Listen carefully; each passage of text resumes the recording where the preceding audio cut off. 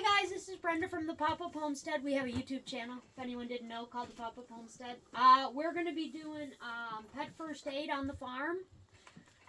Just to give you guys a little background, the reason I'm doing this class is some of you know, some of you don't. I was a vet tech for 20 years. I worked in a very busy 13-doctor practice, and I mainly did emergency. So when the animals came in and they had serious emergencies, I did that, plus as a surgery technician. And then in addition to that, in my free time, I was a wildlife rehabilitator. So I took care of orphan and injured wildlife. So first aid is a big deal, especially to me with animals. And what I found is that most of the emergencies that came in could be treated at home. So I thought I would do this to share with everyone who wants to be more self-sufficient, you know, that you can do a lot of the things at home and it's not as scary as people might think because they feel like something happened to my baby, I got to take it to the vet and help it. There are cases where they need to go to the vet. If your cat has a urinary blockage, they're called plugged, where the crystals build up in the bladder, and they mainly male cats, and they usually fat male cats, and they can't urinate. The crystals block up and they have to have a urethral catheter put in and express their bladder or they will die. So there are things that are true emergencies that animals need to go to the vet for. But the things we're going to cover today are the most common emergency first aid things that you'll see on a homestead that can happen to your animals.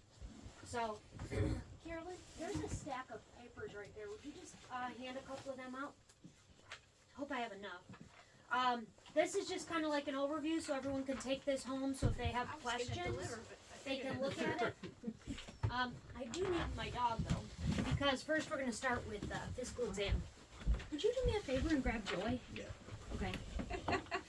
Got extra? Excellent. Yeah. Excellent. Did you guys get one? No. Oh, I thought you handed one. Does everyone have one? Excellent. Okay. So until my little helper gets here, Joy, I'm going to skip the physical exam, and I want to start with vaccines. So when you go to the vet, they tell you that your dogs need vaccines every year, and they need a lot of them. A whole wide range of things. Me personally, what I recommend is that your dog get the first rabies, and maybe the second rabies, and the first set of puppy shots. The puppy shots you can get from Tractor Supply and give them yourself. So I don't know if everyone already knows that. Does everyone know that you can give your own distemper, parvo, para-influenza shots? You could just walk in and say... Yeah, they sell them over the counter. And they're $5. And they know which ones they need? Well, you're going to need to know which ones they need. So this is Joy Joy. She's going to be our model today because she's perfect, as I tell her often. Thank you, Nikki. You're welcome. There's the Joy Joy. So you can go to Tractor Supply or any feed store, and they have a cooler there. And in the cooler, they don't sell rabies shots. You do have to go to a veterinarian to get rabies shots, or you can go to a free rabies clinic to get a rabies shot for your animal. But the distemper, I usually go once a month for 3 months, and that's the first series of puppy shots. But you should do your own research because everyone does it a little bit different. The number of weeks can vary, and puppy parvo is a very real thing, and so is distemper. But after they have that immunization initially, my belief is that they really don't need to be boosted unless they have some sort of a problem. There's a lot of other vaccines they'll give you, from kennel cough to leptospirosis. What other vaccines are they pushing these days, Nikki? Got any thoughts? No? Okay. I don't So, a bunch of the vaccines. Yeah, so basically just the puppy shots, and rabies, because it can't be cured, is important to get that, especially if you have a farm dog that's going to be a working dog. You should get them their rabies initially. I'm actually rabies vaccinated because I'm rabies vector certified. So they vaccinate people the same way they vaccinate dogs. So they use the exact same rabies vaccine. They gave to me because I was a vet tech and wildlife rehabilitator. They vaccinated me for rabies over 10 years ago. And then every year I would go to get a rabies titer And the titer would say how much of the vaccine is still in my system and do I need to get a booster. And I know that every year for 10 years I got the titer and I never needed the booster. Well, geez, I mean, I'm a lot bigger than a dog, you know? So, no fault of their own, but veterinarians need to make income so that they can stay in business. And regular veterinary visits it is a profit center for them. And it doesn't make them bad people because vets are awesome. Obviously, I have a lot of friends who are veterinarians and live in the veterinary circle. But I think that if you can't go to the vet, you should know options of things that you can do at home for self-sufficiency. Come here, baby. So this is Joy. We're going to start with a basic physical exam on her. Come here, sit down. Sit down. Oh, sit down. Come here. You don't want to sit down? Come here. Sit. Thank you. Okay. So we start by looking at her eyes, right? You've all seen veterinarians do this. What do you think they're looking at when they look in their eyes? Cloudiness. Cloudiness. They want to see if they have cataracts. They shine a light in there to see if there's any scarring, if there's any cataracts, anything like that, any cloudiness. If it was a cataract, they'd have a little bit of a cloudy disc over their eye. You want to see that the whites of their eyes are bright and clean and happy. Yes, like hers. You also, okay, hang on, we're not done sitting yet. We also want to look in her mouth. So you just want to lift up their lip, right? You want to check their teeth. You're going to open their mouth and look in there, stick your tongue back, stick your finger into their tongue, and stick it out. I know you don't like that. Just make sure that their teeth, they don't have any cracked or broken teeth. Make sure that they look clean. They don't hurt when you touch them. If they're older dogs, they'll have tartar. That can be scraped off, and then you can polish it. I worked at a small animal practice for about 2 years. It was a cat clinic, and they thought it was inhumane to put cats under anesthesia, so they had us do dentals on cats awake, which was horrific, by the way. You wrap them in a bath towel, and you kind of lay on them, and you scrape all of the dental tartar off their teeth while they're awake, while holding their head with one hand, and then you go through and polish their teeth with the other. So it's doable. You can actually clean dogs' teeth and cats' teeth while they're awake, but you just kind of stay on top of it. How many people does it take to hold the animal down? Oh, that's a one-person job. That's a one-person But job. Oh, for a cat. Well, For a cat. Yeah. For a cat, I mean, a dog like that. if you get your dog used to it and you're like, I mean, she doesn't have any problem with me sticking my hand in her mouth. Okay, Joy, come here. You're still getting a physical exam. Come here. Come here, Joy. I know you like Kevin. Come here. Come here. Okay, sit down. Sit.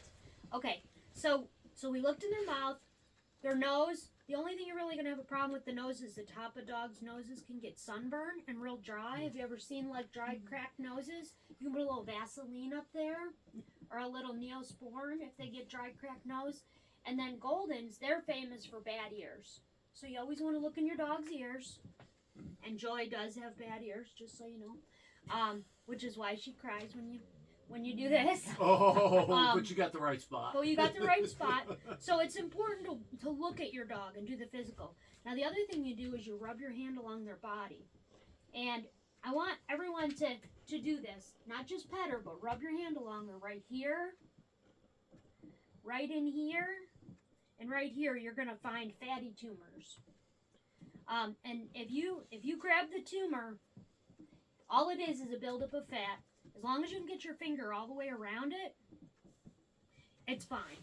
The only reason that would ever need to be removed is one is if the dog's chewing at it and making it bleed or get sore, or if it gets big and kind of in their way. Sometimes they'll get fatty tumors behind their leg and it'll make it hard for them to walk. Are they painful? No. I mean, No. Can you crush them to disperse them? You or? can't, no, like a ganglion cyst. No, you can't really crush them. But if you were to take them to the vet, they would happily put them under anesthesia, shave that spot, cut them open, take them out, sew them back up, and let them heal. But they don't need to be removed. As long as you can get your finger all the way around it. So as you guys pet her, you'll see. What do you mean Around it and lift it? Or? Around it and lift it, Okay. yeah. Yeah, it's right here.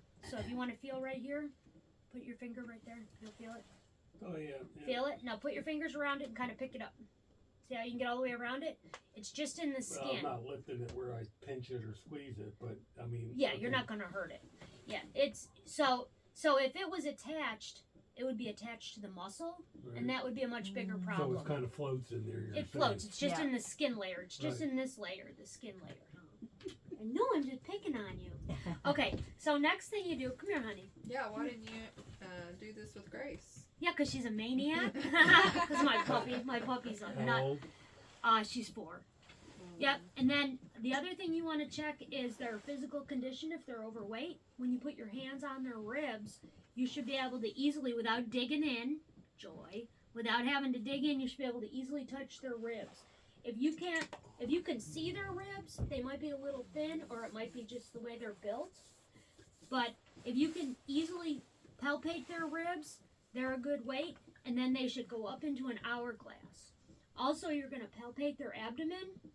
You're going to go up under the ribs, and you're going to press in there. If they have any kidney issues or organ issues, liver, inflamed liver, kidney, they're going to be tender or sore. If they have a bellyache, when you press on their belly here, or a urinary tract infection, this palpate in their belly would hurt them. And they would cry and They would know. cry or wince or Okay. maybe just kind of, they're not going to necessarily cry. Next, you're going to keep an eye under their tail. You're going to check their bum. Dogs, the main thing with dogs' butts is either they have a piece of poop stuck, right? Because a foreign body came out because they ate something they should have and shouldn't have, and something's stuck there. Don't pull it. Cut it, whatever it is. Don't pull it because you could do more damage.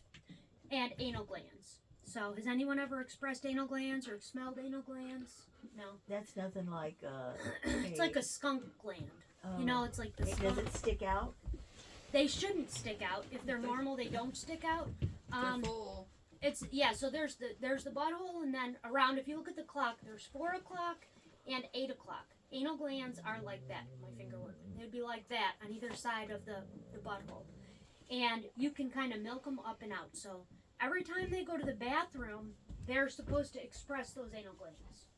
If they don't, some dogs, little dogs, Pekingese, Chihuahuas, Shih Tzus, they get anal gland issues. Your dog sometimes has anal gland She has issues. it now all the time. Yeah. Our dog did too. So some dogs, when you start expressing it, then they don't do it naturally on their own, and then it has to happen all the time.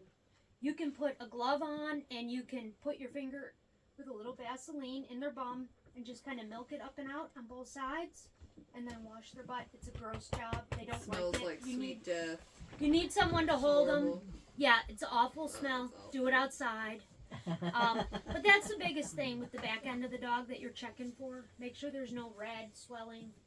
Sometimes they'll get abscessed anal glands where it busts open and they get red sores, and then that'll need to be treated and medicated. Other than that, that's a basic physical exam. You guys are all welcome to listen to her heart if anyone wants to. The stethoscope is here. The main thing you're listening for is raspiness in the chest. You're going to listen to the chest, make sure she's not wheezy, right? Like an asthma patient, like she's not. So where's her heart? If you Where's were- her heart? Like is You it wanna literally listen in to the? it. So it's behind her front leg, and it's right in here in her rib cage. Yep, On her right side. Yep. On that- yep. And then you're going to listen on both sides because you're listening to the lungs and the heart. But for the heart, you're just looking for a nice steady rhythm. Make sure there's no irregularities. An animal on a homestead, you're not going to be expected to pick up heart arrhythmias, sudden indifferences. You're going to see things like exercise intolerance, pale gums. You're going to see things like that tell you that they have some sort of heart issue. Okay, so questions about the physical exam. I know I kind of covered it fast, I feel like. How do you decide if the teeth look a little gunky, whether they really need cleaned or not? Well, here, I'll show you. Come here, Joy. Because hers look perfect to me. Hers are perfect, that's right. Come here. If they don't look like this, if they don't look sparkly white and clean, see how right there she's got just a tiny touch of yellow? Yeah. You can go in, put a gauze over your finger, wrap a piece of gauze or paper towel around your finger, dip it in a little bit of baking soda, and go in and wipe both sides of her gums like this. Yeah, and just clean them up. Her Yeah. gums or her teeth? Gums or teeth, yeah. Well, you're gonna do both. Oh, okay. You're gonna do both, but mainly you're gonna get the teeth to try and get the tartar off the teeth and to clean them. But- Usually it's at the gum line though, right? It's at the gum line. Yeah. Yeah. And is that just wet, dry baking soda or baking paste? I mean, no, I just wet my finger down a little bit with a little bit of water just so it sticks, and then I'll put it on there. And honestly, I don't even do that with my dogs because I just feed them raw meat, and I'll give them like chicken feet, chicken heads, big pork bones so they can eat the marrow, and I just let them gnaw and chew naturally. So if they're eating whole animal meat products, you know, whether it be a ham bone or a chicken foot, they're gonna get their teeth cleaned naturally. And there's actually a lot of collagen in that, so that's really good for the dogs as well. Do you give them Did raw? you feel that fatty tumor? Yeah, I found it. Mhm. Do you She's give got them some in her raw back too. bones or cooked bones? I didn't hear what you said. Hog? Raw raw. bones or cooked bones? For I mean- every animal, they're usually raw, but for chickens, they have to be raw.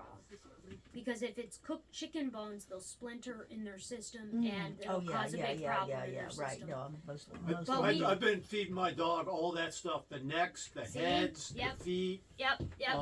You know, some people like to eat gizzards, Yep. but So I we feed have- those to the dog Not too. to be gross, but we have dog treats, which are, you know, we process our own chickens. Look at Joy. Like, And she's hey. I knew I came over here for a reason. Snack time.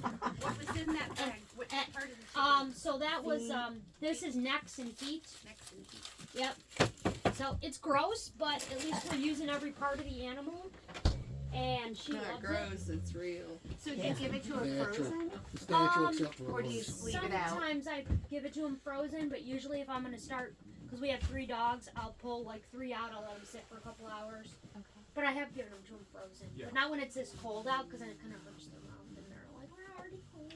Because Because they're kind of wimpy, but okay. Any other questions about physical exam? I think the other important thing is that's something you should be doing every day to get the dog used to that. Because when the dog actually needs, A physical No. I exam. was gonna set it there. you don't want it to be the first time you're pulling their mouth open or Yeah. Right. poking their ears. Try and to make stuff. it as regular as possible. Right, just right. You that see you're- how comfortable she is Oh, with it. yeah, She'll let me yeah. do literally anything to her. I just Yeah. roll her on her back to trim her nails, and she's perfect. I tell her all the time. Wants to be examined again. She does. She prefers that. Yeah. She prefers the exam. Okay. With the ears, Yeah. I have those little finger things with the wet on them to clean her ears because she has ear problems too. And they said you can't hurt her, like you cannot stick your finger in there far enough to do any damage. Mhm. But as it right, I mean, just hang on and kind of just dig around as best you can. All is in there. What's So, the proper way okay. to clean? So I was gonna cover ear care, but I'll Oh, okay. skip to that. I'll skip to that. It's okay. So no, that's good. That's good. So I use a professional ear cleaner that I get from a veterinarian, or you can get it from a pet store. But just a nice balanced ear cleaner, right? I like stuff with like aloe vera in it, something that's real soothing. It's one of the few things that I don't make myself because I want to make sure that it doesn't stay in the ear. You don't ever want to put peroxide in a dog's ear. You can use rubbing alcohol if they don't have an ear infection and it isn't painful because rubbing alcohol burns like the devil. But ear cleaner, what you do, and she'd probably let me do it now, but I'm not going to put her through that, is I take this cleaner, and if you were to take your dog to the vet and say, take them in the back and clean their ears, this is how they do it. They take the ear cleaner, they hold the dog, they squirt it in, fill up the ear canal completely, put a cotton ball at the top, and massage it. And as all the gunk wicks to the top, you change out the cotton ball. Cotton ball gets wet, you change it out, change it out, change it out until it comes dry. And then I take a gauze, stick my finger in, and wipe around the area to kind of dry it up. A dog's ear canal is an L, so it goes down more like this than this, but you get the point. It goes down and then it turns into their head. So if you're cleaning their ears, they said you can't hurt them by doing this because you're not going into the bend. But if you go into their ear and you pull it down and you go in, you can hurt them. So as long as you know what you're doing, it's okay to use Q-tips. But if you don't, you're not sure, your finger's never going to get all the way in there. But you really don't need to, because you fill their canal up with cleaner, and then you just keep wiping until you come out dry with a cotton ball. How do you keep them from just shaking their head? You do that outside. Yeah. And then it would all go when away. you're done, they shake it out outside. They're gonna shake their head, They're gonna and all the shake their rest head. is gonna blow out. Which is why you don't use peroxide, because hydrogen peroxide breaks down into water, and the water can sit in the ear canal. You want something that's gonna evaporate. So that's why a professional ear cleaner is really important. As far as ear medicine goes, I actually make my own, and it's the antibiotic salve, similar to what you make with your boo-boo cream. And this is what I use in Joy's ears. And this is a triple antibiotic that you can use for cuts or scratches, but you can also put it in your dog's ears. So you just take a little bit and just swipe it around in Yep, there. I swipe it around, massage the ear. It gets warm and it kind of drips down into the canal. You don't need a ton. You're gonna do that twice a day. And that's You're gonna do There- it twice a day for an infection? for an infection. Okay. Yeah. So see her ears. See how they're kind of gunky. See how her ears are a little Yeah, red. she's got some stuff in Little- there. Little red. Okay, She's got some red algae ears. okay. So you do that until the redness goes away, and then once every couple days, I'll Is go. that her saying it hurts or No, the she itching Oh, and it I feels like it? so it. good. Oh. Keep doing it. I like Dogs it. with long floppy ears like that, Yep. especially in the summertime. Yeah. Oh my gosh, Chronic. it's so bad. So So they shouldn't be pink at all like that? That to me looks pretty healthy. if It's they're hard to pink. keep it from. I mean, her ears. I just cleaned her ears 2 days ago. You'd never know it. Okay. So after I treat them for a few days, because I'm putting the ointment in there, I'll go in and I'll clean it with the cleaner and make sure all the gunk is out, and then I'll put another treatment of the medicine in there, Yeah, just to kind of keep up with it, because I know her ears are chronic and I know that she suffers it's from just, it. yeah, typical. Yeah. Yeah. But most dogs will have one or two things wrong with their ears. They'll have an ear infection that is either bacterial, right, or it'll be fungal. And if it's fungal, you're gonna want something like tea tree, right? You can use Lotrimin if you wanted to for that type of ear infection, and you'll know that fungus smell. Yeah, everyone knows the Corn smell, chips. right? Yeah, corn chips. Smells Corn like corn chips. chips. It does. So you I would never take thought of that. It Yeah. does. It Yeah. smells Yeah. just like Yeah. yeasty. yeasty, icky, Yeah. yeah. So you take the tea tree oil and you mix it with just a little bit of coconut oil because you want a carrier oil. Just a little bit of a mix, and then you'd rub that in the ear. If say you were doing this and it didn't help, and you wanted to see. Now, if you took your dog to the vet, they would do, what would they do? They'd do an ear swab, they'd take it in the back, they'd hand it to me, they'd have me look at it under the microscope, I would tell them what kind of yeast it is, and then they would prescribe the medication based on that. And if it didn't work, then they would try the other one.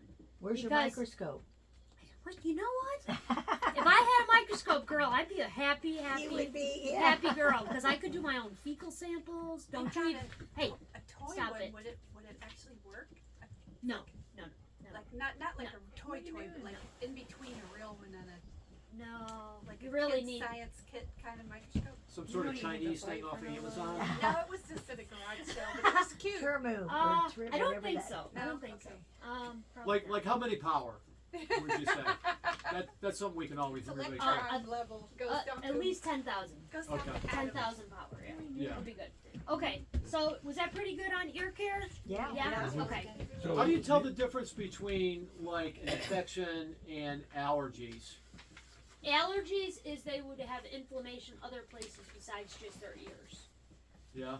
So if they have allergies, their inside of their nose would be kind of pink. They'd be kind of puffy around their eyes. Their bum might be puffy. Their skin is probably maybe a little itchy overall. They might even have hives. Have you seen them like where they're just kind of? I haven't seen anything else on the dog, but they're always scratching the ear, and They might have an ear problem.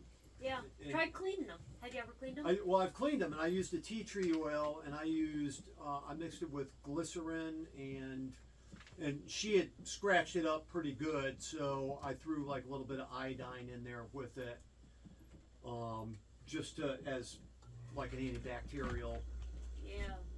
And Well, I would definitely recommend getting an ear What was cleaner. that just fell? I don't know what that Like was. ice or something.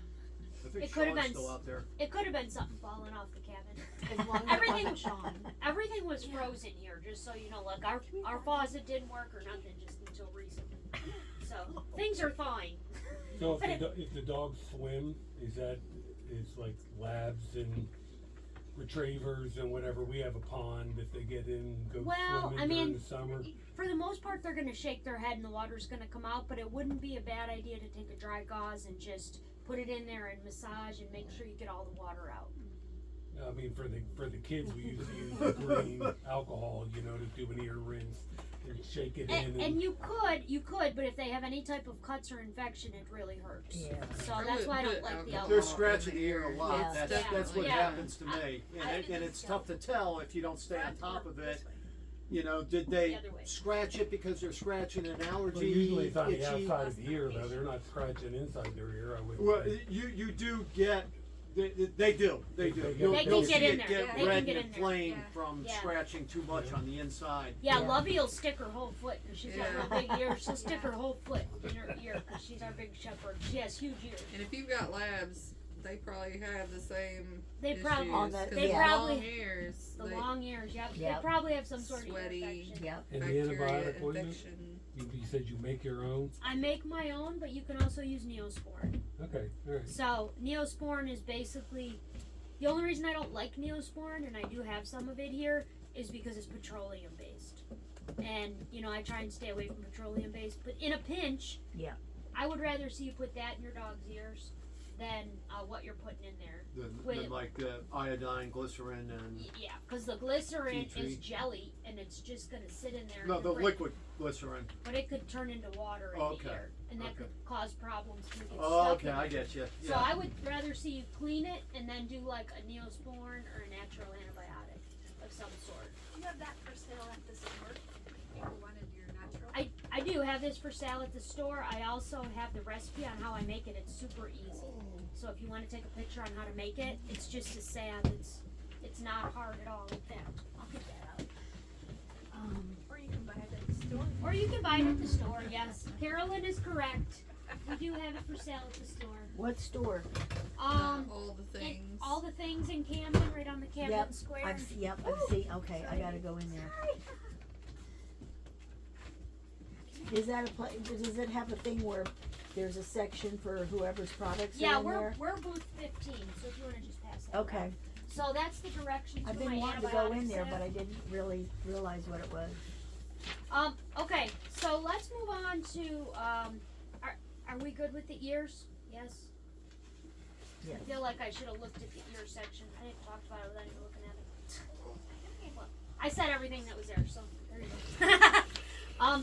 Okay, next we're gonna talk about deworming. If you go to the vet regularly, they would have you deworm your dogs every 6 months to every year, just prophylactically. They also like to do stool samples.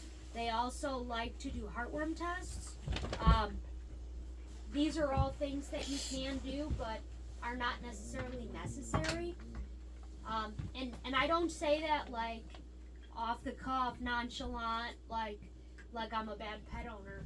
I say it as I was the one running the heartworm tests. I was the one running the fecals. I was the one administering treatment when they had heartworm disease. I was the one who dewormed the animals after I did the fecals. And surprise!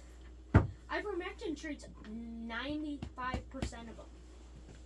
The only one that doesn't is coccidiosis. And that is something that you can get to treat, which is more rare than common, but most things you can just give them ivermectin. It's going to kill the microfilaria from heartworms.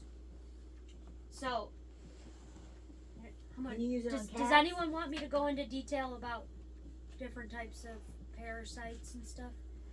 Well, I was wanting Yes, to know you can use it on cats. cats. You can Since that's all we have right now is you can chickens 100% and use two it on cats. cats. Okay. So when animals get heartworm, they are from mosquitoes. The mosquitoes bite the animal.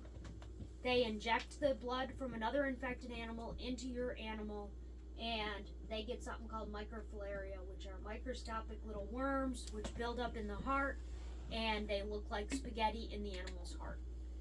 So when you have your dog on once a month heartworm prevention, all you're doing is killing off the microfilaria, right? So you're killing off the microfilaria every month so that they don't develop into full-size heartworms in the dog's heart. Ivermectin kills the microfilaria and will also kill the adult worms. So when I started in the vet practice, it was a long time ago because I'm pretty old, right? So 1990, I think.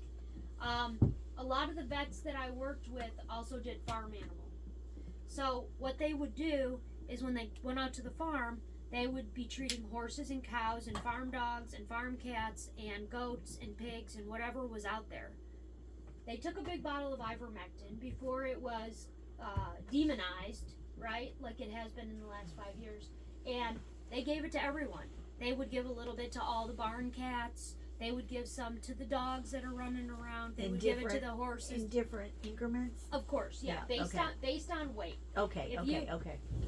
If you look on here, 1 ml per 110 pounds of body weight for cattle, 1 ml per 75 pounds of body weight for swine. And if you go into the PDR, or if you do even a search online, or if you have a Merck manual, there's a lot of different places that you can get proper dosing. Okay. And then you would get the dosing for that. So it's the oral? This is injectable. Oh, it's injectable. Okay. It is injectable. I keep a syringe in here because the only way to pull it out is with a syringe. Oh, So okay. I pull it out with a syringe and I give it to ourselves and our animals orally. You can give it to them injectably. So if they're crazy little barn cats, either the vet would squirt it in their mouth as they're flailing around, right? You know, in between vaccinating cows, or they would pop them in the butt with. Everyone would get a little In the muscle, or just lifting Yeah, the skin? that's one of the things that I want to know. Injections, where they go. Well, that's a different topic. But Covered? it's a different topic that we're not going to cover today because we're doing a video, and I don't want to give people false information. Oh yeah, no worries. But in private, I'll be happy to talk to you about that, Good. right? Because I wouldn't want someone to do something subcutaneously when it could be done intramuscularly, and it accidentally goes IV, and I'm not talking about ivermectin, but there's lots of things that you can give injectably that you know isn't a broad topic that should just be covered lightly. So can that go on food? Will they eat it, and like for cats and whatever, or does it have a bad taste, or? It has a bad taste. Oh, okay. I'd just squirt it in their mouth. Okay. Yeah, I would just if it's your kitty cat, if they're a little rambunctious, you could just scruff them and just squirt it in their mouth. Or if they're pretty nice, just open their mouth and just drip it in. If they'll let you. You know, are they pretty friendly? Somewhat. One yes, They're one not- no. So, well, there you go. So I'm not going to give you dosing on this, but this covers for heartworm. This is going to cover for tapeworms, roundworms, hookworms, whipworms, all the different parasites. And you should give them that how often? I give it to my dogs once a year. If you wanted to, you could give it to them twice a year if you're giving it in a bolus. Everybody does it different. Your vet would tell you a little bit larger dose. Bolus meaning larger dose. Okay. Yeah. And you said that's been demonized, so is that readily available, or is it disappearing off the market, or is it still As You far as can I buy know- it without a script anymore, except for like the topical stuff. I think know, you that No, can- you can buy that at Tractor Supply. I think you can still get it at Tractor Okay. Supply. Yeah, yeah. I think. Yeah. I mean, I went to look at it one day and it was locked up, but I didn't ask him to open it because I wasn't sure. I'm pretty sure that you just gotta have them get it out of the And lockbox. why is it demonized? Is there bad side effects to it, or? No, there's lots of good. No, it's because it has lots of good things. It helps with COVID, and nobody wants you to talk about that. So they've demonized No, ivermectin this is the because same stuff they talked about for COVID. That Yes. was exactly. Yes. but it's an anti-parasitic, and it's been used for 50 All over the plus world. years all over the world. Yeah. For They- every kind Is of that the thing parasite. they were talking about that Yes. was so the rest cheap of the world. and could have been given It to? won the Yes. Nobel Peace Prize. There's the Did one it? that They could give it to illiterate Africans that were in areas where the water had a lot of parasites in it. That's what it was developed out of. malaria, everything, Yeah. cancer. I mean, Yeah, lots of cures- things. Yeah, they're saying it cures Well, it cancer. should definitely be banned then, right? Yeah. Definitely, no one should have big bottles like this. I have, Sean stands guard over this at night. Would that work? Okay, That did cost, I think, $85 for that size bottle. it wasn't that much when I got it. I think it was 50 something when I got it, but because it's a thing now, it's suddenly getting more expensive. Yeah. Would you deal with chickens? I have never given it to chickens. That's a good question, Kevin. I've My- never given it to My wife chickens. has given it for mites. She's chickens? trying it with the mites. We had a little bit of a mite problem with our layers, and Did it work? it's slow because it's middle of winter. But Yeah. Okay. I don't think it'll hurt the chickens, but I've never personally had experience with using it with chickens. But that's she good. was. I forgot what she was doing. I know we tossed the eggs for a day, but What was wrong with the eggs? They were ivermectin eggs, Well- obviously. Oh, it was where Yeah. she was following somebody else's directions, and they said toss the eggs, and I'm over there, and I'm like, free ivermectin. Man. That's a bonus dose. That's what you give your cat. Well, did, I'll have did an the, ivermectin and cheese omelet, please. That's funny. does the dust boxes that you put out for your chicken? We do ash and sand. They say whatever the ash that works. helps with. I would think with the mites too. I don't know. That but- definitely smothers the mites. That's the whole reason that everyone Yeah. does the dust boxes. Diatomaceous Because earth. it's Yeah. diatomaceous earth Yeah. mixed Yeah. in Yeah, there. we Yeah. put all helps three smother in the there. mites. Yeah. I've never had mites, but our chickens just dig big holes and roll around in them. So that's what they do. Okay, so before we get too much off topic, the other way you can deworm your animal is pumpkin. So pumpkin's a natural dewormer. It works great for dogs with loose stool. It also works as a dewormer. A lot of people will give them to goats and sheep. A lot of the ruminants will get pumpkin.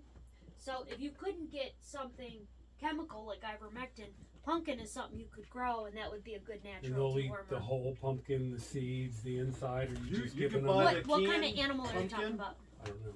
We're right now we have cats, which will And eat chickens. it. Chickens, so, but if we get a Chickens. dog, Chickens definitely Chickens love some pumpkin. love pumpkin. Raw. Yeah, you buy a They- fresh pumpkin Yeah. and just bust it in the Yep. coop. You just chuck it in there, And let they it eat break up all the open. They eat it right seeds. down to The Love it. seeds paper. are anti-parasitic, even Except for for- humans. Yep. The seeds are The seeds are very anti-parasitic. anti-parasitic, right? Except for last year, 3 pumpkins, they wouldn't touch them.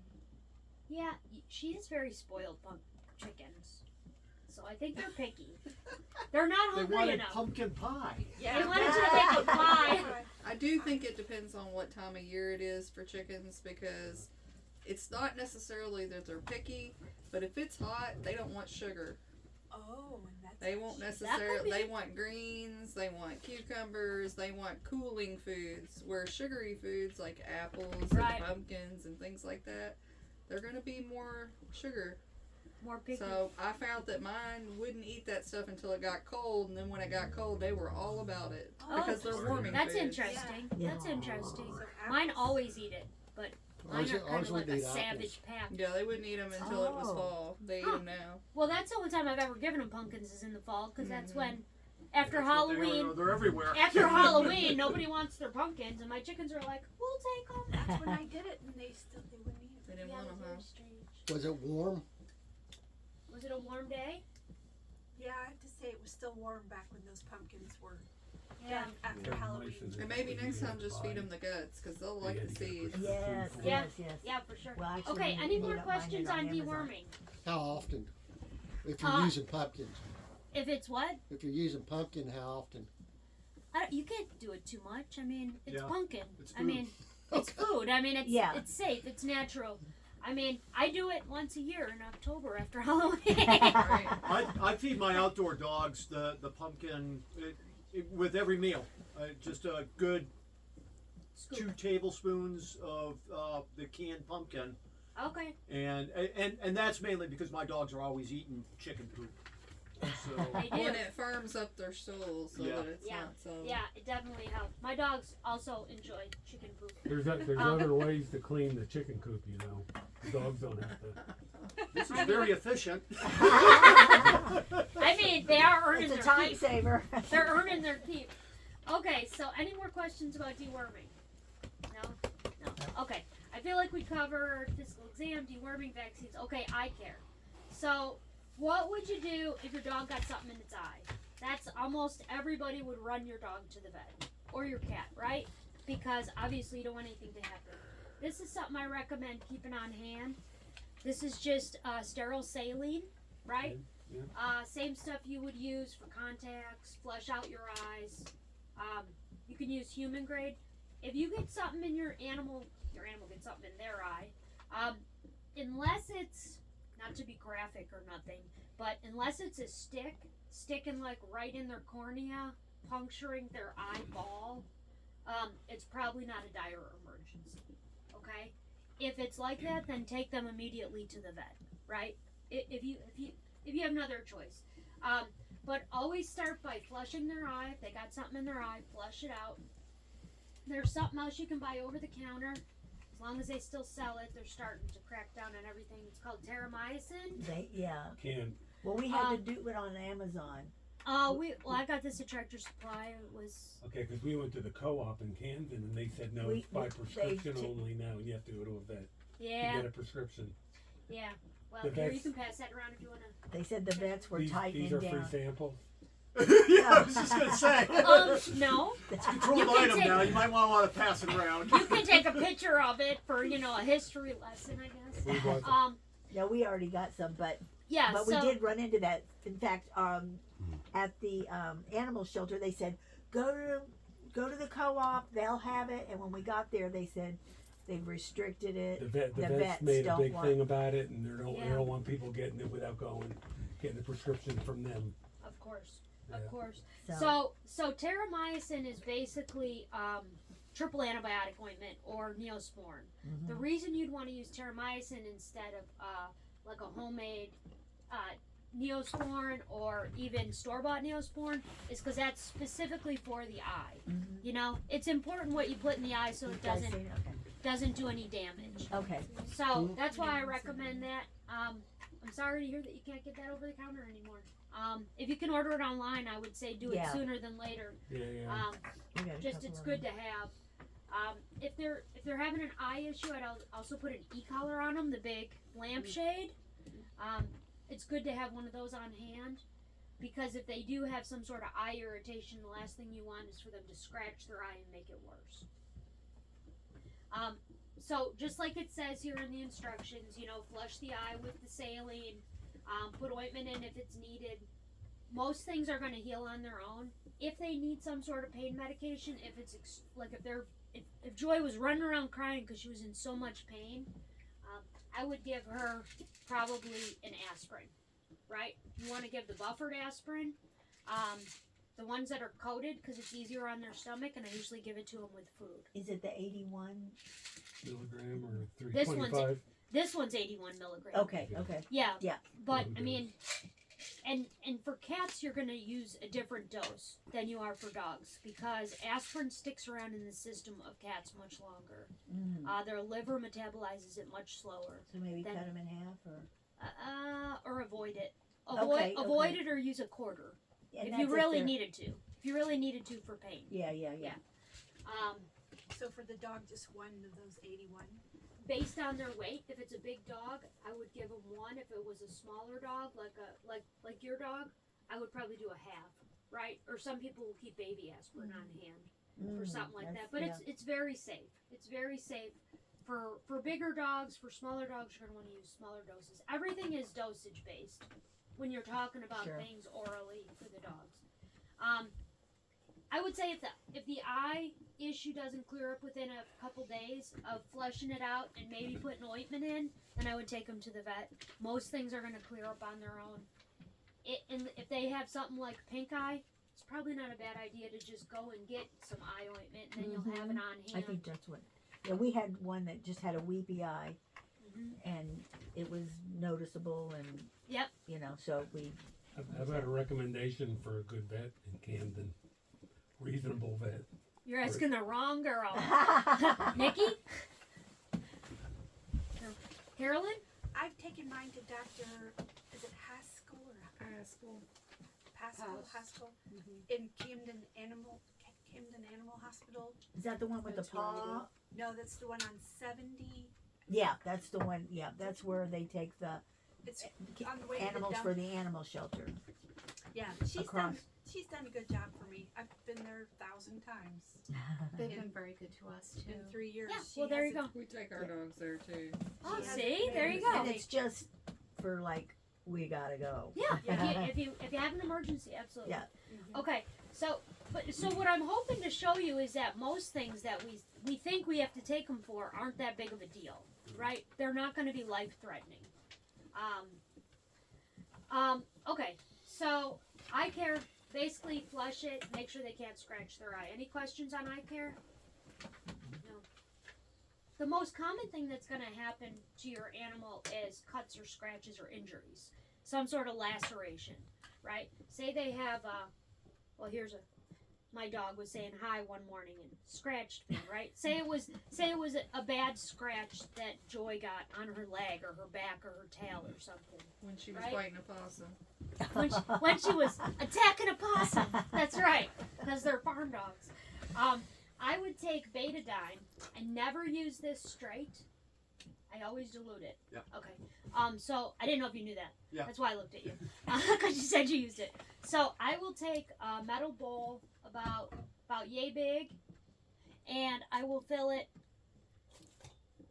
I'll fill it about halfway with water, and then I just put 1 squirt of betadine in this.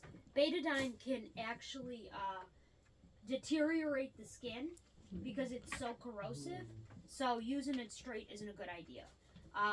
But you're going to want to flush the wound. So if you got a bad laceration, you're going to want to flush the wound with that. So I take clean gauze, clean it real good with the betadine.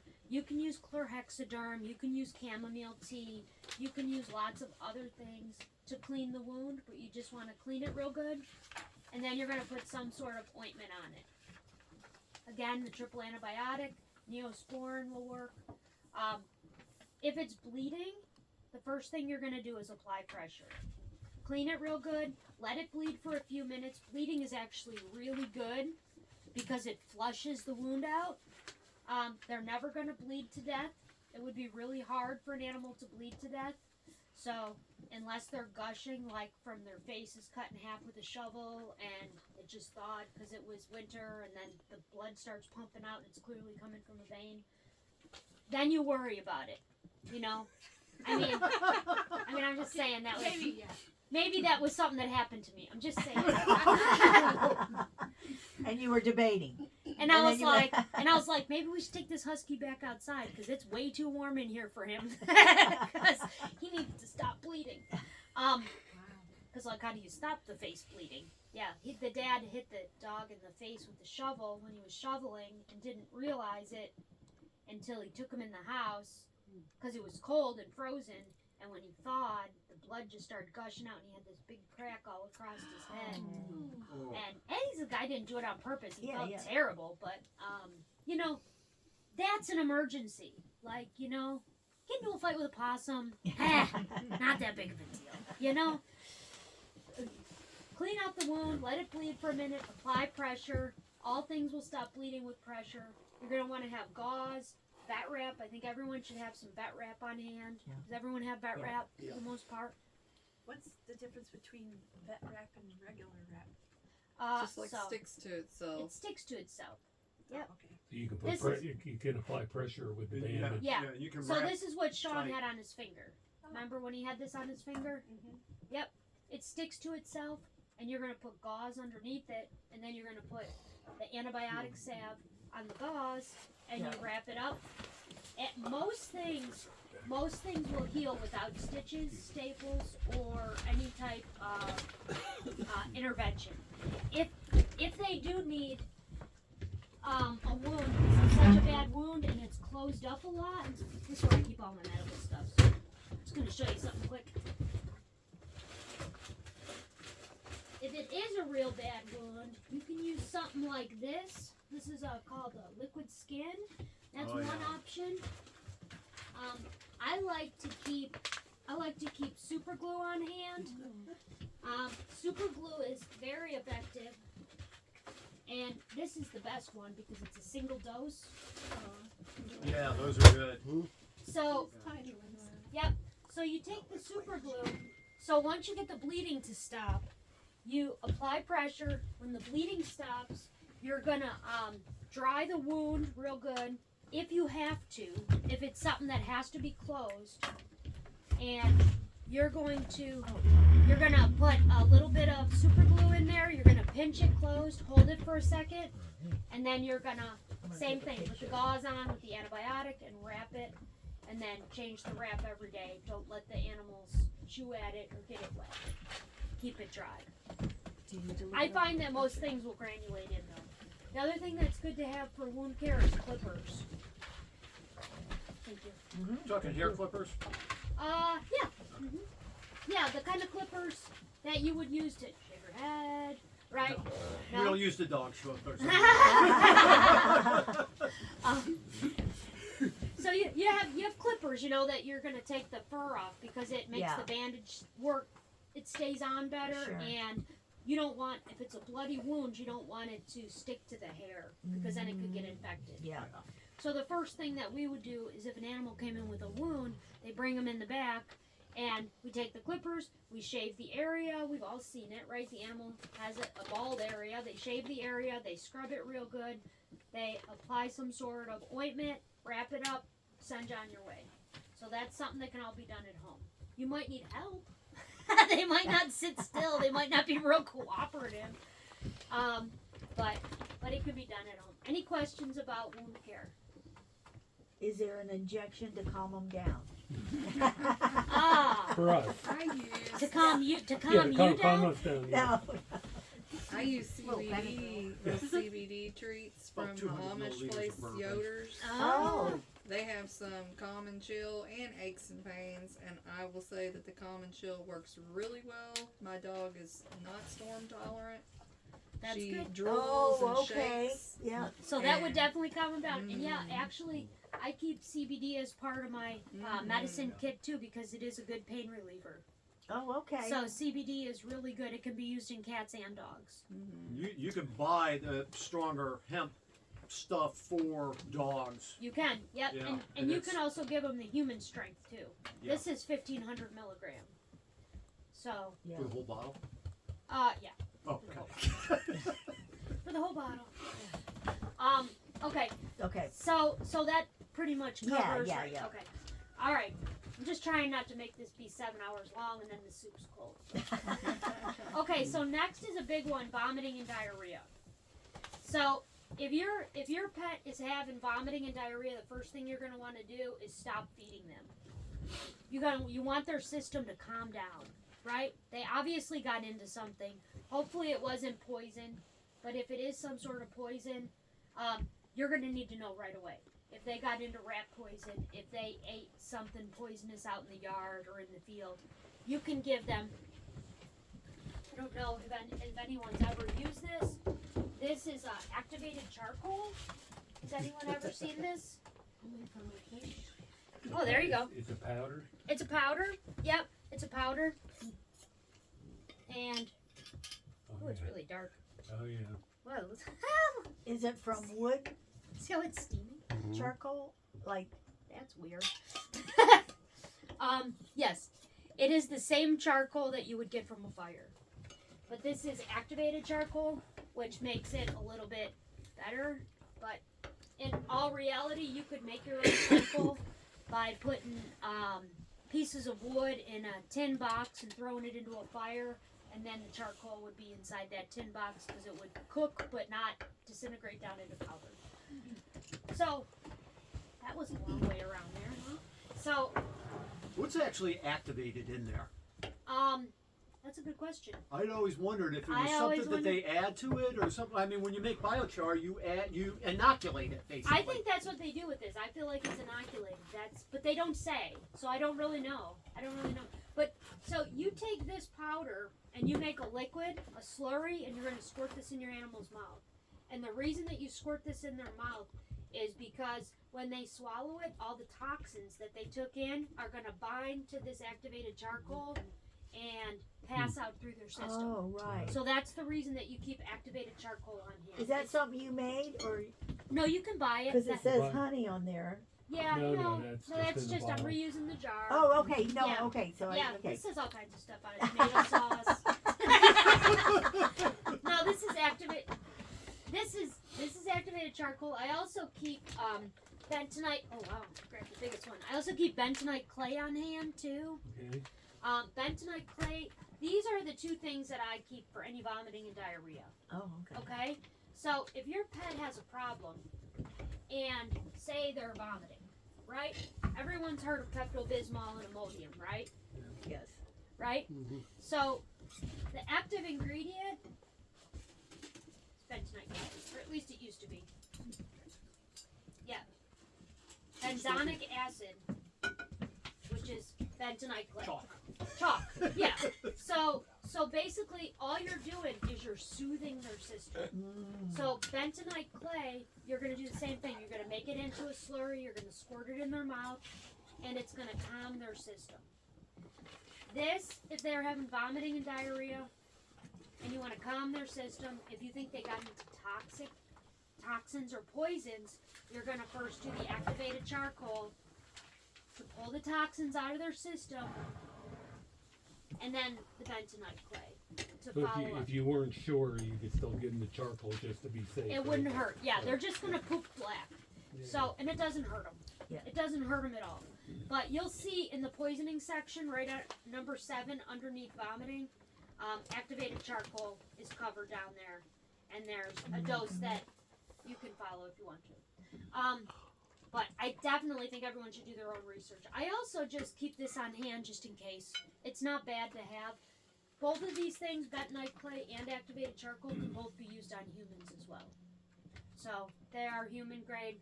This is just part of my prepper stash. I needed it for something. Clearly, I've had it a long time. I haven't used it. If you're gonna start your dogs back on eating, say you did these treatments and they helped, right? Say you didn't have the bentonite clay or the activated charcoal and you just gave them some Imodium or some Pepto-Bismol. When you go back to starting them, you want to do a bland diet. So like a rice and chicken, a boiled ground beef and a little bit of rice, something mild and simple on their system. So you're going to want to start easy when they do go back to eating. This is nothing different than the vet would tell you when you went in, except for it's going to cost you $150, and they're going to give you a pill that is basically this stuff that says this will help stop the diarrhea, and then they'll tell you what to feed them, and not to do anything for 24 hours and let their system rest. Yeah. So, any questions on vomiting and diarrhea? I know it can be scary when they do it because you don't want anything to happen to them, and you're worried, but most things, just stop feeding them, make sure they have water, it'll pass. Most things will pass.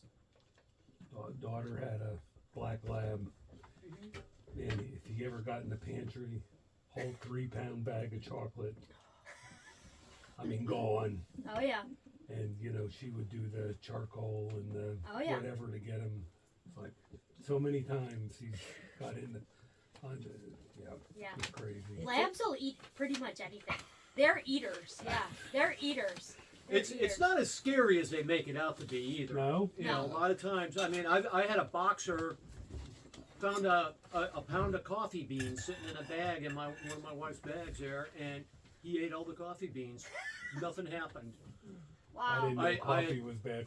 Yeah, hyper I mean, maybe, some of but- the things that dog is eating, Yeah. and Yeah. maybe even, he might have had the runs for half a day, but Right.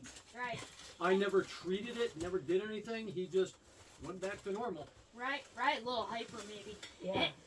But chocolate, milk chocolate actually isn't bad. It's the dark chocolate. It's the Really? baking cocoa. It's Yeah. baking cocoa Oh. that's the really bad thing, and they have to eat a large amount of it. Right behind you on that shelf is some baking cocoa. You see it next to that white Oh jug? yeah, So cocoa powder. yeah, so straight up cocoa powder, that would be the bad thing. You know, if you were getting ready to make something and you had a big bar of baking cocoa sitting out, that would be something that would be more of a problem. But again, that's poison. You'd give the activated charcoal. It would bind their system. Now, if it was Poison. poison, yes. Oh, look at her. She's amazing. Yes, Yeah, we yes, can. let's all speak- try it. speaking Let's of poison cocoa. ourselves and then try the activated charcoal. It's double chocolate zucchini bread. Then we're going to treat Whoa. ourselves. This isn't all of it, is it? I mean, it might be. Just saying before I pass it around and save a chunk. If you needed to make your dog Wow. vomit because you saw that they got into poison right away, it's on here, but it's not. Okay. No, you'd be lucky if you had Epicat, but Well, I haven't Oh, seen that's that good. in years. I know I haven't either. Wow. So it's Thank you. actually number 15, but You should have just pointed. I would have I just saw Wow. it. Made sense. it's because we're on film. That's why he gave you a whole. He give you a whole bunch of paper towels. Yeah, see, I knew that. Oh my god, that's great. Okay, so if you need to make your dog vomit because Okay, they I'm gonna cry. into some sort of toxin, this is important. So wait until everyone's ready. Yeah. Because if you need to make your dog vomit, you need to know this. Okay. It's number 15, I think. You're going to take hydrogen peroxide and you're going to squirt it down your dog's throat as much as you can get into them. They will strongly dislike it, but it makes them vomit. And then you're going to take a handful of salt and throw it in their mouth. So salt and peroxide will make them vomit a lot. And then put them outside. Maybe do the whole thing outside. Do the whole thing Yeah. outside. What kind, Do the whole thing outside. what kind of salt? Any kind of salt is fine. You like the Himalayan salt? To vomit Yeah, too. right. Not garlic salt. When I was in the vet hospital, we used apple morphine, and that was a controlled substance, and it was a little type of morphine that we crushed up and we actually put in the dog's eye, or the Whoa. cat's eye. So you put it in their eye, and the morphine is activated by their mucous membranes, and it makes them vomit a lot. Wow. The vets didn't like having to fill out the paperwork for the controlled drug just to put it in an animal's eye, so we would oftentimes do the peroxide and the salt, and it is extremely effective And fast. and fast. Yeah. Yeah, because you want the vomit out quick. Sure. You want the toxins out of their system quick before anything happens. Cool. Okay. Okay, so next. Any questions on poisoning? If you put the salt, how much, like a table? Can't use too much. So Like you a grab handful. the salt and put it in their mouth, and they're You're gonna just- squirt as much peroxide in their mouth as you can, and then grab a handful of salt and toss it in their mouth. just throw it in there and just Throw it it'll- in. It'll just be there, and they'll just spit it out. But if some will get in there, It'll be in their mouth, and it's gonna make them have a vomit reaction. Oh, yeah, that makes sense. Yeah, Yeah. yeah. No, because well, the peroxide itself, mixed with the stomach acid, probably produces a Yeah, it's bad. It's bad. It's not. You don't want to be. You don't want to be the one that dog catches suicide it when bomb. it comes out. Dog suicide. Do it outside, in other words. Do it outside. Do all these things outside. Okay, next is allergic reaction or itchy skin or allergies. Okay? Most people are familiar with little Benadryl pills, diphenhydramine. I think this is something to keep on hand for people and animals. I personally buy it in the big 100-count bottle. So they're all the same, but this way you don't have it like this. So these are all 25 milligrams. All Benadryl or diphenhydramine is 25 milligram. Just so you know how to use this, you're going to do your own research at home, of course. But how we used it in the vet hospital was 1 milligram per pound. So your 25-pound dog would get 25 milligrams. Your 50-pound dog would get 50 milligrams. Your 100-pound dogs would get 100 milligrams. Okay? That's how we used it, but you should do your own research on it. And the reason that they would need this, if they had an allergic reaction, say they were stung by a bee, say they were getting hives, say they were all flared up from something, that's when you would give it to them. Itchy skin things, you know, as long as they don't have fleas and you know they're okay. God bless you. Bless you. Bless you. Do And you use that at all for like common dogs? I used it on I had a dog that was she was getting nauseous on a road trip, oh yeah. car sick, and I fed both, and they were both kind of worked up, you know. Yeah. Just to And- kind of calm them down. Gave them half of one of those. I mean, is that valid? I mean, is it okay? Yes, it does work as a mild sedative. Yeah, Benadryl can be used as a mild sedative. I would say, I'm surprised that half worked. I would think that you would have needed to give 2 or 3 if it was a bigger dog. Yeah, both But of them. but if it worked, I that's split great. 1 1/2 between 2 dogs, and they were good for 18 hours. Oh wow, that's Calmed them right down. fantastic. That's fantastic. I mean, it didn't take them out. I mean, but Right, you know, they're in right. the car. They're naturally going to go to sleep. But it calmed the nausea and calmed them down where It they took didn't the feel edge like off. Yeah. they had to sit at attention and stare out the dashboard in case I missed a sign. Right. In your lap, right? Right. And unfortunately, the downside of Benadryl is it's supposed to be given every 4 hours. So depending on what it's used for, I mean, I find that like bee stings and things like that, once maybe twice, and they don't need it again. But and no different if you took your dog to the vet for an allergic reaction, they're going to give you diphenhydramine. They'll just do it in an injectable form. They'll just give them a shot of Benadryl. You know. Right. So it's good to have this stuff on hand. If it's something that it doesn't help, then take them to the vet and see if you can get it worked out. Okay, next week. But a bee sting and stuff, I mean, it's going to pass in a matter of time anyway from the sting. Yeah, actually, if they have a bee sting, I would probably do like a drawing salve. I would take some bentonite clay, mix with a little water or apple cider vinegar, make a paste, put that on the bee sting, and it draws out the stinger. And that is something else. Carolyn will probably tell you that I saw at the store is a drawing salve. But you could put that on. That would pull it out. It's very rare that animals will have an anaphylactic reaction to bee stings, but it can happen. They still treat them the same way. The only thing they do different is they would give them a steroid injection. How would You you, know. ever determine where the bee sting was on a dog or a cat? Or, Well, if my dog got bit on the leg, he's gonna go and try and Right. bite his leg. If he got bit on the tail, he's gonna try and bite his okay, tail. all right, so they're after it. Okay. Yeah, I mean, because it hurts. Like something hurts right here. I don't know what it is, but something hurts. You know, Right. you're So you usually just have to be observant. If they Yes. eat the bee, if they eat the bee, Oh. then I would Stung in their mouth. then I would probably take the bentonite clay and make a slurry and squirt it in their mouth, and that would calm their mouth and pull out the stinger that could be in the roof of their mouth or whatever. Okay. Okay, so let's see. We covered ear infections, nail trims. Does everyone here already trim their own dog's nails? no way. I no took how. her in and let the vet do it. Oh, Yeah, you do? me too. Okay, well here, I'll show you quick. Come here, sweetheart. Come here, Joy. Oh, why don't we bring you Khaleesi? So, if you want to trim a dog's nails, you need to muzzle them because the vet will take them in the back and muzzle them. If they're bad, if they're beautiful like her, they won't. Come here. But a muzzle doesn't hurt them. You just put your arm around their neck. Stand up, honey. Come here. Oh, Mom. Don't do it. One arm around the neck, one arm under the body. And that's what your helper's going to do. Right? But if they're good, then you should be able to just go into their nail. And you see how it narrows down? If you guys want to come look, you can come look. It narrows down into the white. And you see the pink flesh there on the side? Yeah. As I wipe the mud off. You're just gonna take the thinned hook off. As it thins, you're just gonna take the hook off. So you want, when she stands, you want it to be flat on the ground so that this doesn't touch the ground. So you'd be cutting it. Yeah, so you're gonna cut it like right here. Now if they You have hear one- click clack when the dog's walking Yeah, along yeah. on Exactly, the hard they're- floor. they're It's too too long. That's your Yeah. indication. So these nails I just did the other day.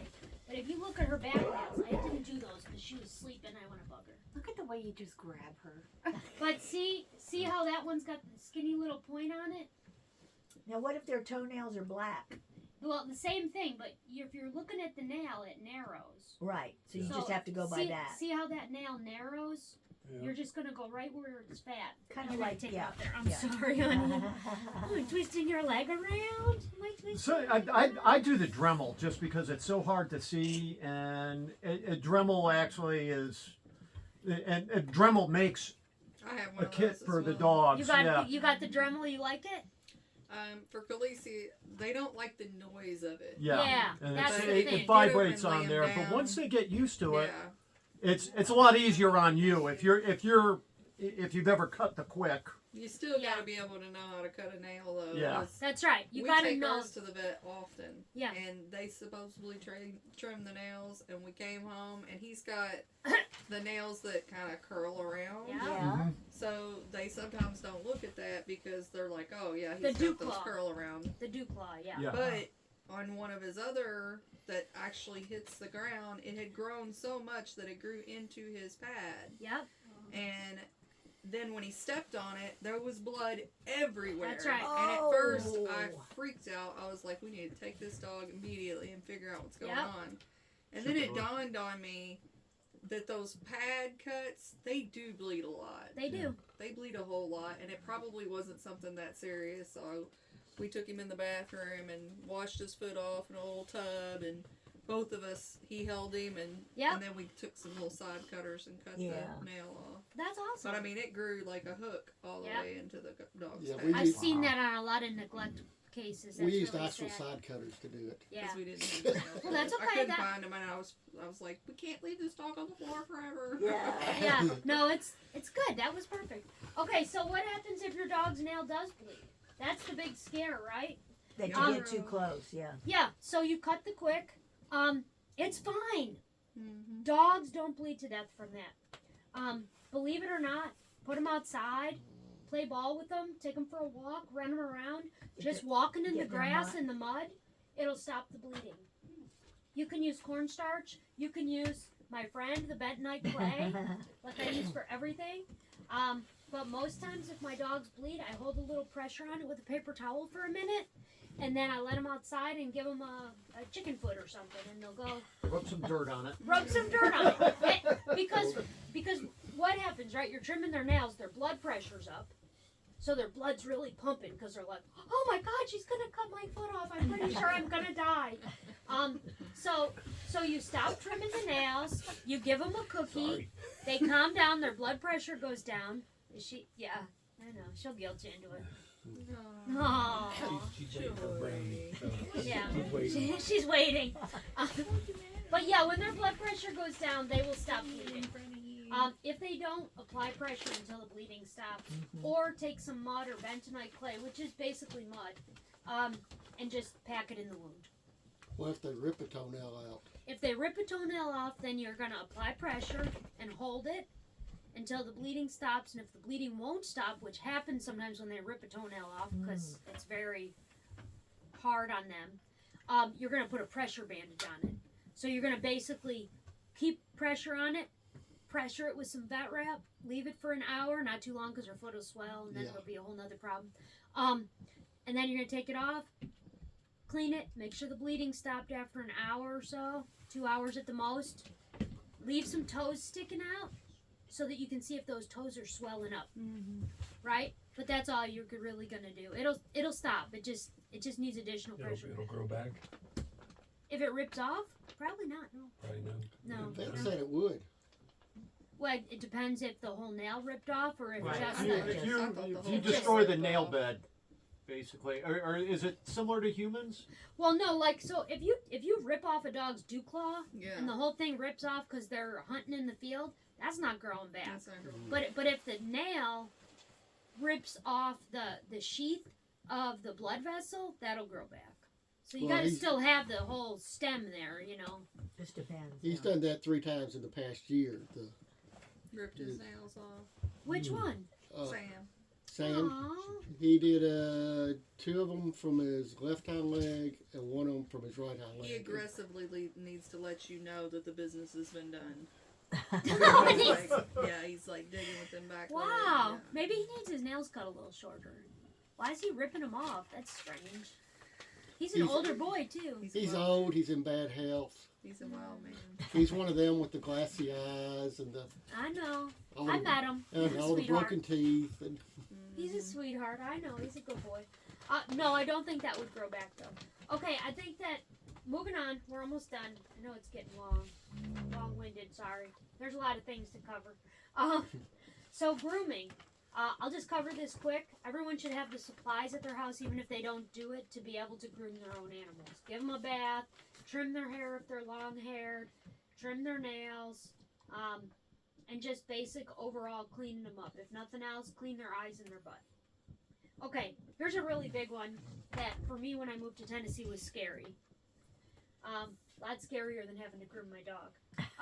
If your dog gets bit by a snake, what do you do if they're bit by a poisonous snake? This scared the life out of me. And I have a lot of experience with animals, but not with poisonous snakes because I'm from Buffalo. And in Buffalo, there weren't poisonous snakes. Things didn't kill you and bite you. That didn't happen. So, I was surprised. I thought that I would have to rush my dog to the vet to get anti-venom. Well, I went and talked to the vet you guys are all talking about. And when I took, I don't even know who it was. I think I took Joy in there and she got a rabies shot and got spayed. And I said, because again, only reasons I go to the vet primarily. I said, what do you guys do if they, you got anti-venom here or something? And they said no. So the vet, out of her own words, told me that they give them Benadryl and they start them on antibiotics. So you're going to clean the wound real good with some sort of drawing salve to draw the toxin out, right? Like a bentonite clay with some apple cider vinegar. Put that over the bite wound. It's going to draw the toxin out. Give them Benadryl. And then I start them on... Would you hand me that fish box there? I start them on antibiotics. So it's another reason to keep an antibiotic on hand. This one happens to be cephalexin. You're welcome to look at that if you want. Is it You can pass it around. You get it on Amazon or? It's a human grade antibiotic. There's amoxicillin, cephalexin, ciprofloxacin, doxycycline. You can get all different kinds. I personally like the I like the amoxicillin and cephalexin because that's what I'm used to. Because that's And what that you said it's human grade? Yeah. Okay. And either But one if you're of those allergic to will work. penicillin, don't take amoxicillin. What's that? I said if you're allergic to penicillin, don't take amoxicillin. That's right. That's right. Yeah, don't get either of these in your house if you're allergic to any type of amoxicillin. What did you say? It doesn't matter which one.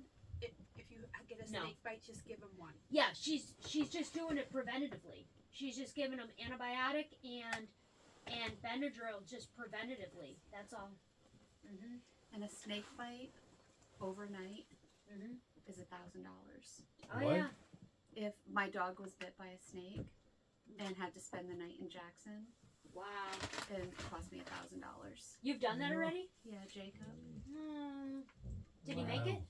He did. He survived, but he passed. I lost 4 dogs last year. But not from the snake Not bite. from the snake bite. What kind of snake bite did you We know? didn't know if it was a moccasin? copperhead or a water moccasin. Yeah. Oh. And when we got home from the overnight stay, we found out my other dog had been bitten in the mouth. Oh, no. Jazzy blew up like a bullfrog. Oh my gosh. So, but she didn't need anti-venom, so we just treated her with Benadryl, and she was fine. But yeah, an overnight stay with the anti-venom is $1,000. Yep. And that's what the Camden vet told me is that she would use Benadryl and antibiotics and supportive care. That's So, a lot. that That's is a a lot lot. of money That's to, a to lot of have money. that information. That's a lot. And the thing is, they're not making any money off of it. Yeah. Yeah, I guess I course. could have tried to treat him at home had I known this. But, Well, but it's of a course. scary Well, no thing one's had- because yeah. they say, well, you're bit by a snake, you die within hours. Yeah. I mean, that's always been my impression. Yeah. Now I know that I'm into all the herbs and everything. I know how I would treat a human Yeah. who got into it. And I would probably do the same thing for my dog. I say to use bentonite clay, but I would probably do like a poultice with some pulling herbs, like plantain and comfrey, Yep. and things like that, I would probably make a poultice of that and put it on there to draw it out. You know, I'd probably take wild lettuce, knowing how good the wild lettuce is. Oh, my husband and I are not going to the hospital for a snake bite.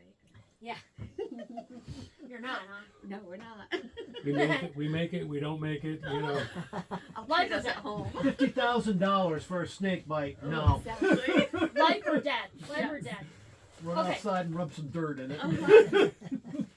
Okay, so we already covered the bee stings. Aches and pains. So a lot of older dogs. You guys got the older dogs, you know.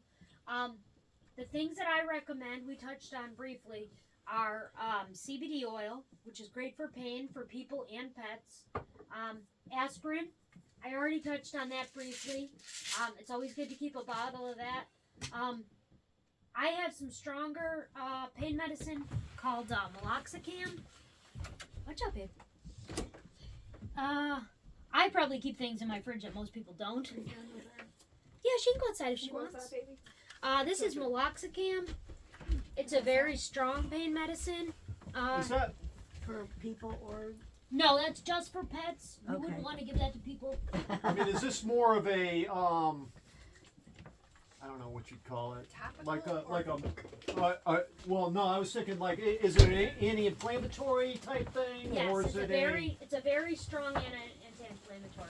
Well, heck with this. I'm just bringing my dog here from now on. I will pay you I put at the thanks. top of my page. Oh, Brenda. Well, that's the whole thing. You may not be able to call me someday, though. You really do have everything. here. So here's something else that you can get, just to kind of be safe, right? I keep a bottle of injectable B vitamin, right? You know when your dog is sick or you're sick and they give you a B vitamin injection and it costs $1 bajillion? Yeah, you can just buy this at Tractor Supply and keep it in your fridge. So B vitamin's great. A lot of people really benefit from that, especially if they're deteriorated. This is a big bottle of injectable penicillin. Also bought at Tractor Supply. So if you were not able to get oral antibiotics, but say your dog, you really wanted to give him because he got bit by a snake and he wouldn't take anything orally, you could give him a penicillin injection, right?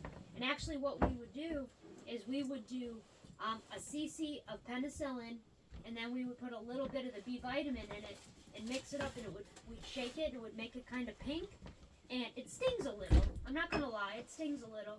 But the old vets, they would give this. If they didn't know what was wrong with your animal, everybody got this. They got a shot of penicillin and a little B vitamin, and it cured what was wrong with you. And pretty much it helped 90% of the animals. So these are just things that I personally keep in my fridge. Obviously, you gotta have access to syringes and needles and all those things for it to be effective. Sorry. Well, if they sell that, you would think they sell syringes, You would think so. but they don't. Sometimes. So those are some things you can do for pain. I know I kind of got off track because I saw the penicillin in there. But This says oral, so you give them this in their. you give them that orally. Yep. And I only use this if I have an animal that was really seriously injured. My last golden, Allie, she had a bone tumor in her leg. She had a hard time getting around. That's when I went with meloxicam because she was in severe pain and really suffering. The dog has to be really bad, and you wouldn't want to give this to cats. So Yeah. And I'm not even sure that you could get this over the counter. So you'd have to know someone to get that. Okay, we covered how to make your pet vomit. The last one, dental pain. Let's see. Hey Nikki, Yeah. could you do me a favor and light that big pot of soup? This here. Yeah, just here check it, see if it's still warm. You gotta light it with Yeah, the. it's pretty warm. Is it? It holds the heat really good. I mean, it's. Is it still steaming? I can turn it on, but No. Just know you gotta Yeah, light let's it with turn a lighter. You gotta light it with a lighter. Oh, yeah, Okay. it's pretty warm. There's no click. Yeah. There you go. All right. Awesome. Just so we can have hot soup. Okay. So this is another one that almost everyone takes their animals to the vet for, and that's dental pain. So if your pet has a dental abscess, if their face swells up, if they have, yeah, seeing the other babies, bring them in. Come here. can't Grace, get it. come here. Gracie! Oh. Gracie, Gracie! Hi, baby! So this is why I didn't do a physical exam on her. Because she's a little rowdy. Is that CBD? Yeah. Is Lovey outside? Yeah.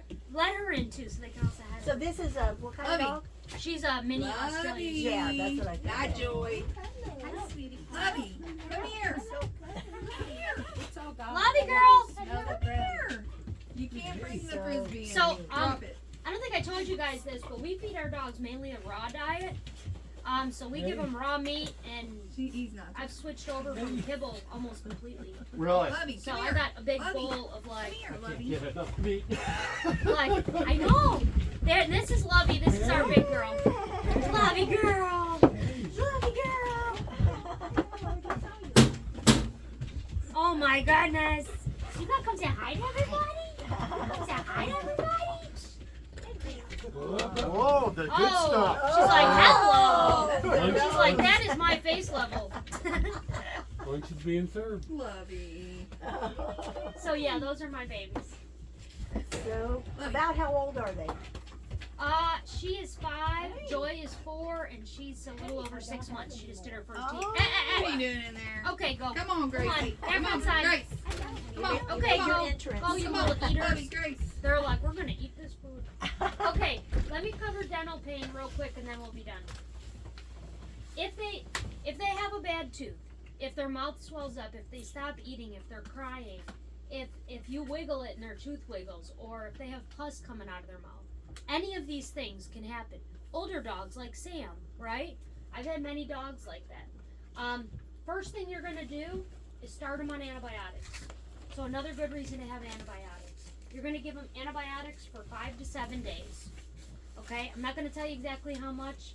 That's a dose you have to come up with on your own. I will give you a place that you can look it up though. And if they need it, you can give them aspirin for pain.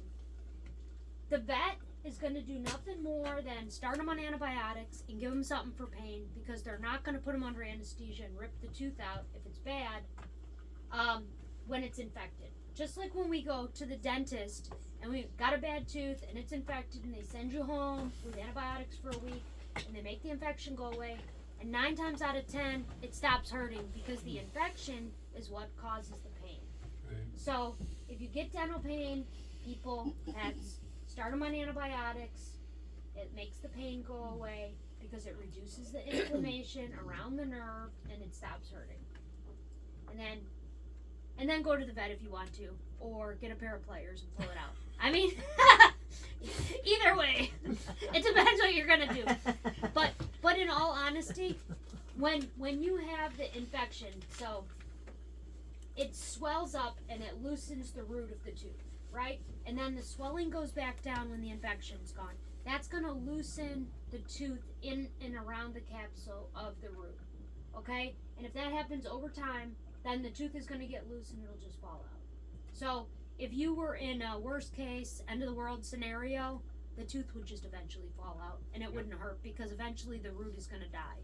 But having the antibiotics stops the excruciating pain that it goes along with dental pain for pets. And then on the back, there's just a bonus dog treat recipe in case anyone wants to make peanut butter dog treats for their pets. Do you guys got questions? I know we covered a lot of stuff. I got a. Was it? Yeah. Yeah? Very, Yay! Yeah, very good. Okay. I learned something last week at church. Talking to one of the parishioners, I said, I'm gonna turn this what is holy water? Where does holy water come from? And he said, well, I'll tell you. He said, you take regular tap water and you boil the hell out of it.